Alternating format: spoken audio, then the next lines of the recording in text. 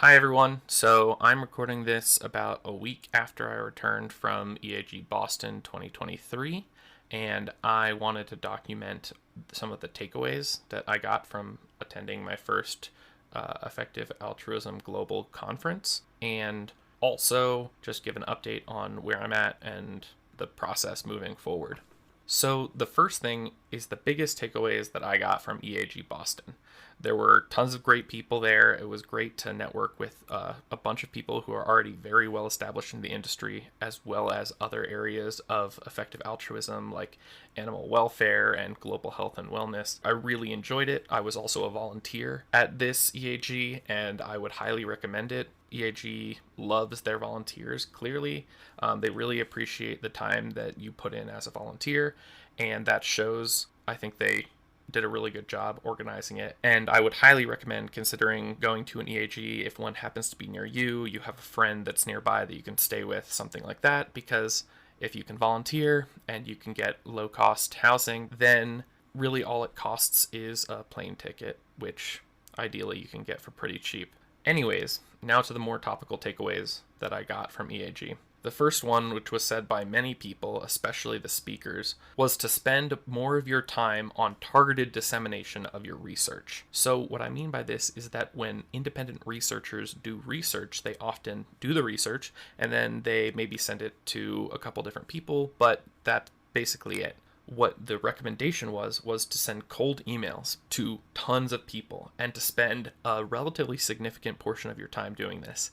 Even 5% of your time specifically dedicated to reaching out to individuals and sending them tailored or semi-tailored emails with attached research that's relevant to them is going to be a particularly worthwhile thing to do. Additionally, just developing a network of people is going to be really helpful. If you can establish that network and say, oh, this person's seen my research before, this person knows this is the kind of thing I'm researching, they're more likely to engage with it the next time you send something. So, sending things to the same people, choosing people that are relevant to that specific research, looking into what they do, understanding how your research may impact what they work on, and sending these semi-tailored or fully tailored intros as part of the email along with an attached document. In addition, emailing people who are in public service positions, so congressmen, senators, that sort of thing, they're paid to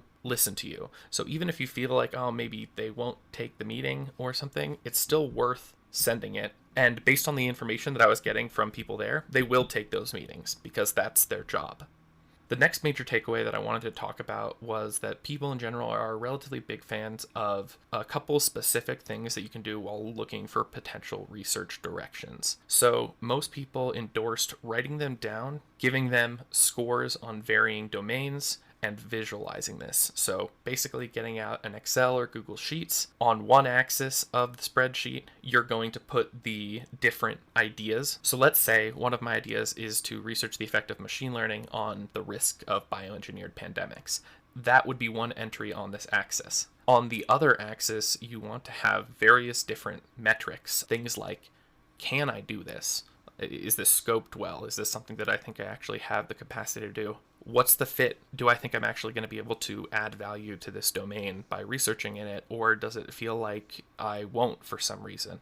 What's the impact if I succeed in doing this research? And other things like that. There are multiple examples online for basically how to do this, and I will link a couple in the show notes so that you can get a better idea of the kinds of metrics other people are using and how they're visualizing this. So once you've done that, you're also going to want to write them down and basically give an abstract for what you think the research is going to be, and then put them all on the same document and share that with a bunch of people and get feedback on what they think is the most important. The idea here is many minds are greater than one, and they're going to have insight into things that you will be able to do to leverage different ideas more, or potentially insider knowledge into why one of these might be more difficult or less impactful than you initially think it will be.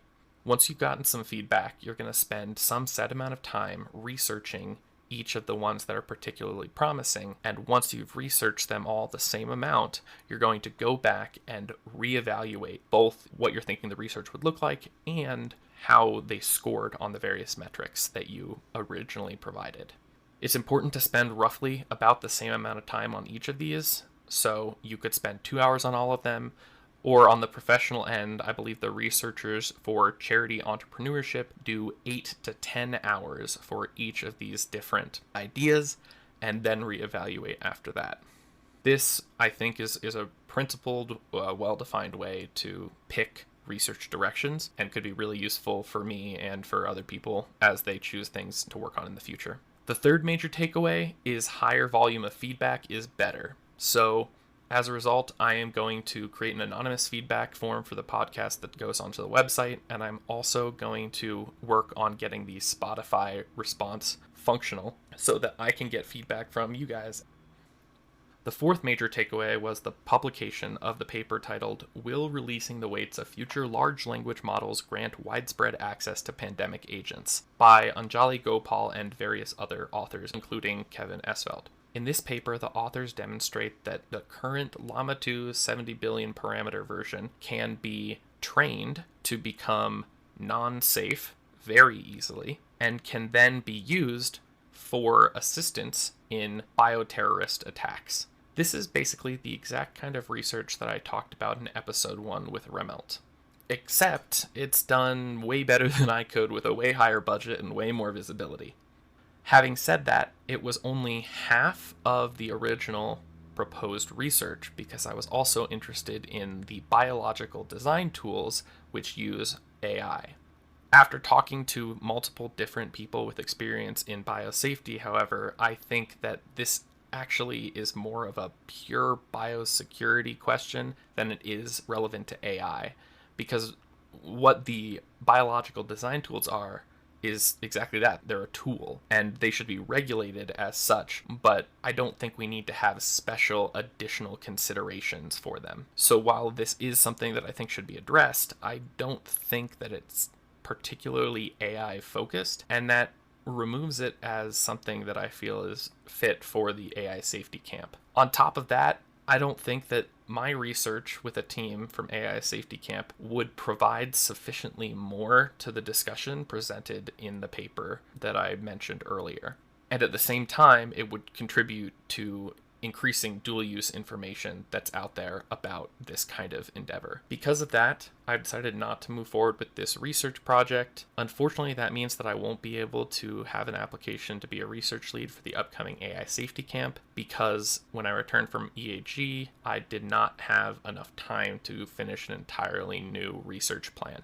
I also talked to a couple different podcasters while I was at EAG Boston, and I got some really good advice on podcasting in general, tools that I can use, and best practices. I'll be including those in more detail in an upcoming episode about getting this podcast started. The most important right now is that having a cadence is good, not just for the listeners, but also for me, so that I can keep getting this content out to you guys. At the same time, I need a little bit of a cache ready so that I can keep releasing on a routine schedule without having tons of pressure if I have something that comes up during a given week. So I'm going to spend the rest of November developing that cache. Hopefully I'll get 3 or so episodes ready, and then starting early December, I'm going to release episodes every other week with the day to be determined.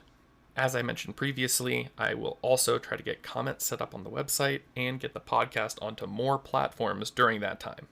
This month I'll also be going to the EAG X virtual event, and I'm going to be applying to the Winter 2024 MATS program. I'll be documenting this process, so the next episode will go into what the MATS application was like for me and how I went about answering the various different specific questions that are asked. Thanks so much for listening. Sorry this doesn't have more content, but I really am going to try to keep that content up starting in December every other week. As always, if you have any questions, comments, concerns, queries, or coupons, please feel free to reach out at intoaisafety@gmail.com. I'll see you next time.